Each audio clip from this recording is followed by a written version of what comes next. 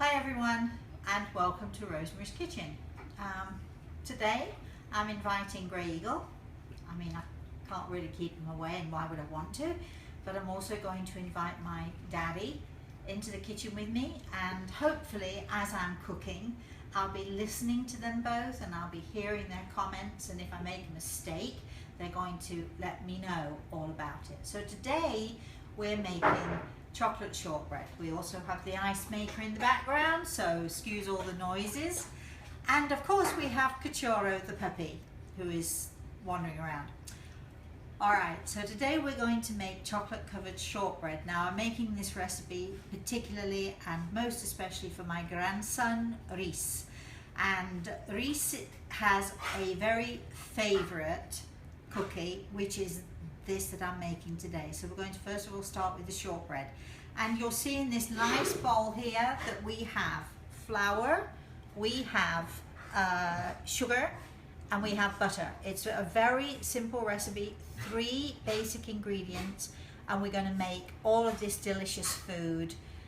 We have to excuse the sniffling of the puppy, but anyway, here we are. We're going to make all this delicious food. We're going to put it in this mixer. Now this mixer is a Kenwood, and it's one of my most favourite, if not the most favourite tool in the kitchen. And we're going to put it in there and turn it on low. And the idea is to mix this up slowly at first to make some nice, like a nice breadcrumb mixture. And then as we beat a little faster, we're going to make it into a nice, good dough. So we're going to turn it on to low for a start. Okay, I'm going to leave that there for a second while I tell you, put my oven on to 325 degrees. You don't want it too high with shortbread.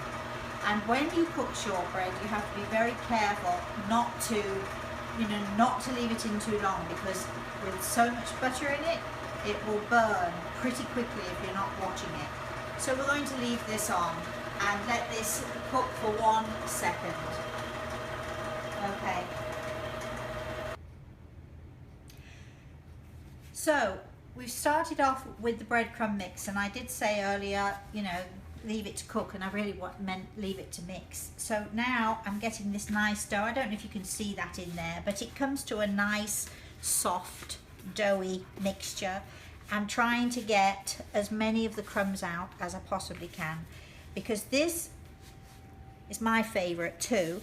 And this is just, we don't want to leave anything in there. So, all right, and we have a floured board, so I'm going to squish it a bit. My hands are cool. The secret with pastry and shortbread, anything like this, is to keep everything nice and cool. I'm just whizzing out the bowl again. You can see the bowl is empty, which is what I like to see. I like to see as much cleanness as possible. So lightly floured board into a nice ball like so. I'm also going to flour the rolling pin very lightly. Okay, and now with shortbread, it's because it's buttery, and because the oven is a little warm, because the oven's on now. As I roll it, as you can see, when I roll it, the dough starts to crack around the edges. I'm rolling it very lightly, remembering to flour the rolling pin. But as I roll it, you can see around the edges it cracks, and so just turn it in with your fingers like so, and just keep rolling very nicely. We want to roll this to about a 1/4 inch or thereabouts, and this is just perfect. So pastry's rolled out, 1/4 inch, roughly a 1/4 inch. We have a nice baking tray here lined with parchment paper. Do not use any butter or any oil or anything like that. Just plain parchment paper works really, really well. And then we're going to begin cutting. And you can see that they cut really, really nicely. I don't know if you can see on camera, but I can tell you that this dough is sort of a beautiful yellow color. Now, when I make, especially shortbread, but pastry in general, I like to use an English or British butter. This is Irish butter that I'm using here. And the reason for that is that, and I only recently found this out, but the reason for that is that British butter has less water in it than American butter. So that's why with British shortbread, you do get that really great, nice, buttery flavour to it. But you can use any butter you like. I've also used, I think, all-purpose flour with this. If you're British, if you're watching from England, you can get plain fat flour. It's very hard to get plain flour in this country, but you can use plain flour as opposed to all-purpose flour. So when I first came to the States, it was a nightmare for me. Going to any supermarket was just, it took me hours to figure out what the difference was between the American products and the British products. But here I am all these years later, gosh, almost 20 years later, and I think I figured it out. I still do scratch my head from time to time. Now, as I'm going along with this, I'm also very aware of my father, who is standing to the side of me, who thinks that I could have rolled this out a bit better, I have to say. It's always was criticising. But he's not so much criticising, but giving me some good advice. Now I'm going to scoop up all the pastry up, and because I'm not going to miss any of this, I'm not going to miss out. And as long as you handle it quickly and carefully, and not let this get too warm, put a little bit more flour down on the board. As long as you don't let it get too warm, you'll find that, you know, the second rolling is just as good as the first. So you really won't taste any difference. Now, how many cookies have we got on there? For 5, 10, 12, 13, 14. We might get 18 cookies out of this. If you'd have rolled it, if I'd have rolled it thinner, we could have gotten 20, but I like my shortbread to have a nice crunchy flavour to it. So that's, okay, let's see how many more we can get out of this. So that's another one. So now we've got 15, oops, 16, 17, 18, do you know, I might just get 20 out of this, which is about right. And again, now it's the third rolling. Again, be very quick with this. Don't let it get too warm in your hands. There we go. And third and final rolling, we just need 2 more. Are we going to get them or not? What do we think? It's like, could it be possible that we get 2 more cookies out of this dough? I'm going to try. There we've got 1. And look at that. We just got, so there's 20 cookies. Now, you sort of spread them, a little bit of space between each one. They really won't spread a great deal, if at all. But still leave a little space, and then you can see how much dough we've got left. It's so hard to leave this, so I'm going to crunch it up. And I'm actually, because I'm so greedy for shortbread and I so love shortbread, I'm actually going to see if I can get another one. And look, see, it's amazing what you can do. It's a bit crumbly. That's for me. That one is for me. The rest, I'm going to make sure my grandson gets them. Now, just with a fork, I'm and you hold the cookie down, 1, 2, 3, 1, 2, 3, like that, and you just lightly, very, very lightly prick the edges. Now, it doesn't really matter about doing this because I'm going to cover them in chocolate. Remember, these are for my grandsons. I'm going to cover them in chocolate, and but if you're just wanting to cook them plain and put a little bit of fine sugar on them once they're cooked, just have a plain shortbread. They're also very delicious. Sometimes I'll chop up nuts and put nuts on the top. You can do amazing, amazing things with shortbread, and there we are. And it's so simple and so easy to do. I'm going to put this in a 325-degree oven for about 20 minutes, but I'm going to watch them carefully because, as I said to you earlier, shortbread browns really, really fast once it's brown. You don't want to get too brown. Okay, so that's that.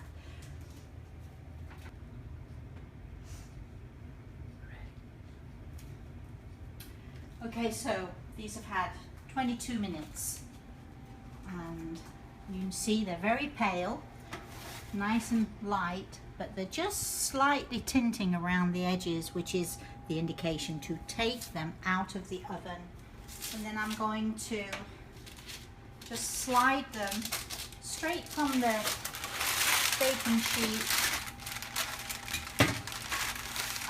That's that one little one that I shouldn't be eating. And straight onto the cooling tray. So we're going to let them cool for a few minutes, and they look good. They smell fabulous. If you could smell this kitchen right now. Now, in the meantime, what I did was I put a pan, small pan and a small bowl. In there I put 5 ounces of chocolate, and I use Ghirardelli. I never know if I say that right or not, but anyway, Grey Eagle seems to think it's a fine way. And in here, if I can just take it out, you can get the camera, you can see just in the bottom there, about 1/3 fill. I filled it with water, boiled it up, put the chocolate in the bowl. When you do this, just make sure that the bowl does not touch the water. So you have to have the bowl away from the water, boil the water up, take it off the boil, leave the chocolate to melt. So that's melting, and that's also cooling a little bit as well. And as soon as these cookies are nicely cooled, we will cover them with chocolate. Okay. All right, this is the best part of cooking with chocolate shortbread, because you can see here the chocolate is nicely melted, and there it is, like this. The cookies have cooled. I've even got my little extra piece that I couldn't resist making, and I'm definitely going to cover this because this one is mine. Now, I will tell you as we go along, these are so good for freezing. You can freeze them even with the chocolate on, and I'm actually making these now, believe it or not, for Christmas. And what is it? We're in the middle of September, so these will keep, hopefully, as long as I don't keep taking them in and out of the freezer, they will freeze, and they'll be great for Christmas when I'm going to put them in a bag and put them on a plane and take them with me to my grandson. I might actually send them to him before Christmas, which means I'll just have to make more. But just a heads up, shortbread freezes beautifully.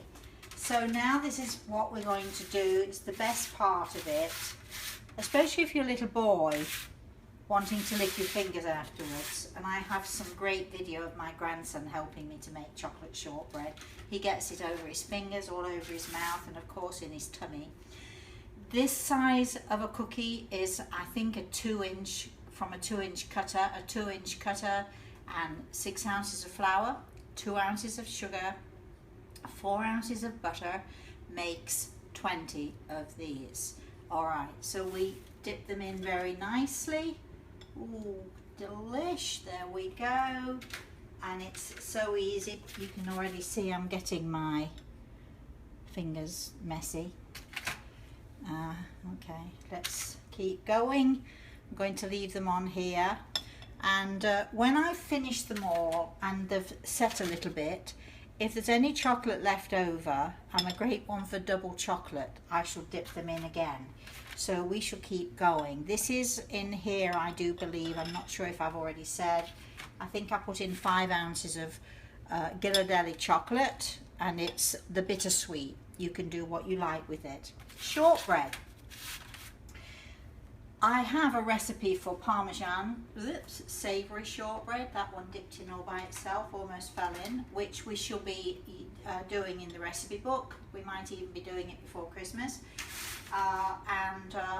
With shortbread, it's really delicious if you chop up some nuts very finely, and before you cook them, you can put them onto the dough and press in very slightly and then cook them. The nuts become nice and toasted, but they give a nice crunchy effect to the shortbread. My daughter's favourite shortbread is almond shortbread, and we'll be doing that recipe at some point in the future. You can coat these all the way across, as I do. You can coat them halfway. Halfway would be kind of like, oh, well, it's almost full, but anyway, there we are, you get the idea. A lot of people think that they are too rich with anything on them, so plain shortbread. And what you would do if you didn't want to coat them with anything or put anything on them, what you would do is you take them out of the oven, put them on the cooling tray, and before they cool, when they're still nicely warm, you would sprinkle about an ounce, probably is what you would need for this amount of cookies. So about an ounce of fine sugar, as in England we would say caster sugar, and you sprinkle that on while the cookies are still warm. Then the sugar adheres a little bit to the cookies, melts a little bit on top of the cookies. Now you can see how quick and easy and yucky this is. I'm so chocolatey. You know what I'm going to do with these fingers? Once I'm off camera, I'm going to be licking my fingers. And there you have it. There's a little chocolate left. So I'm going to let these set, let them cool down. Look at that, don't they look good? And then I'm going to, once they've set a little bit, I'm going to finish off the rest of this chocolate. I'm going to dip them in again. So we've got a nice thick layer of chocolate. As I say, you don't have to do that. You do whatever you like with shortbread. You can play with them however you like. If you want to sandwich them, I would suggest you make them a little bit smaller than this, and then you'd make either a buttercream or a chocolate buttercream, and you squeeze them together so you've got a nice chocolate shortbread sandwich. You can also take this entire amount of dough and make one big cake. If you're going to make one big cake, don't forget to prick the cake on the top and then score into pieces so that once it's cooked, you can actually break the shortbread off. But that is the very typical way of making Scottish shortbread, making it into one big cake and sort of making it look delicious like that. So here we go. Thank you for visiting me in my kitchen. I'm saying thank you to Grey Eagle, of course, always. Thank you to my daddy, who's looking forward to helping me lick my fingers. He's going to just savour the taste of that chocolate. He's much more of a savoury guy than he is a sweet tooth. But, so thank you all. Thank you to the spirit world. Remember, when you're in your own kitchen, you can be all by yourself, but you're never by yourself. You're never alone. Invite someone into your kitchen with you. Invite someone in from the spirit world. They will be there with you. Remember, listen carefully, listen to what they have to say, listen to your instincts. If you feel, take them out of the oven now, don't wait, take them out of the oven. Listen to your instincts, listen to the spirit world, they're always with you. Thank you very much for visiting me in my kitchen, and we'll see you next time.